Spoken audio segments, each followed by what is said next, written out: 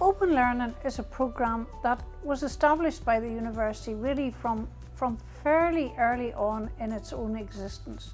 So the programme has been going since at least the 1860s, 1870s. How it was originally envisaged was what used to be called extramural, and that literally meant that people from outside the walls were invited into Queen's to take courses on a whole range of subjects. So that was really the beginning of it, and now in the university we think very centrally about the idea of civic engagement and public engagement and working with communities.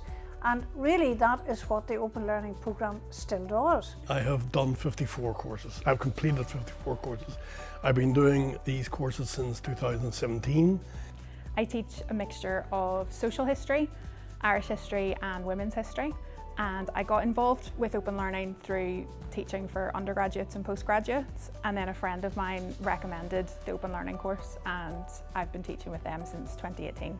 Well, I just do the bird watching because that's my love, and it was Queen's actually that asked me to come along and do the wee 5-week beginners one for the Open Learning. I've been here I think maybe about 7 years, and there's no qualification at the end, there's no exam, and it's getting people's eye in on what is in front of them.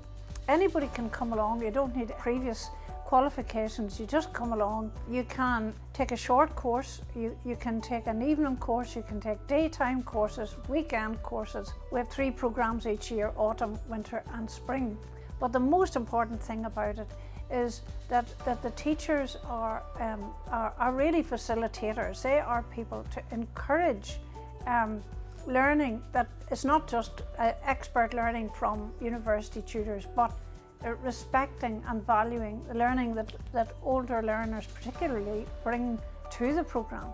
The best way to summarise what I've done is to describe them as cultural journeys. The tutors are so engaged and so enthusiastic and so involved in what they are teaching that you can't help but pick that up and become participative in it. I love that I get to bring kind of my research to a new audience to tell people about it. I also love telling people about things that I personally find really interesting and meeting other people that find it interesting too. I love hearing new ideas and perspectives from the students. A lot of my classes we base on contemporary sources and reading things from whatever period we're studying. And I love hearing different takes on it that I wouldn't have necessarily thought of. I get a lot of people who have been doing their family trees and they want maybe a little bit of context about what life was like in Ireland at a certain point in history.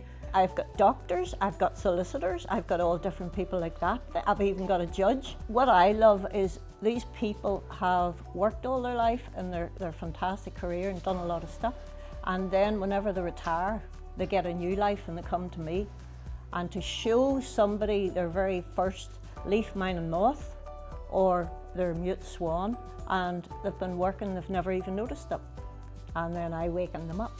They're nice, as we would say in Tyrone, nice wee handy courses. So they're not committing themselves to 3 years or 4 years of study.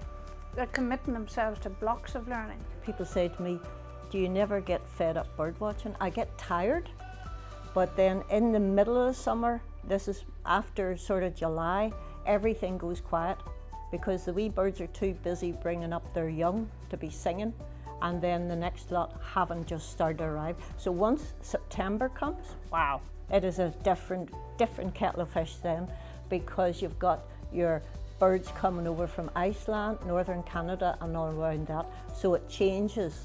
But once people get hooked on adult learning, they tend to come back. There's no better way to fill an autumn or winter evening than a couple of hours here in Queen's.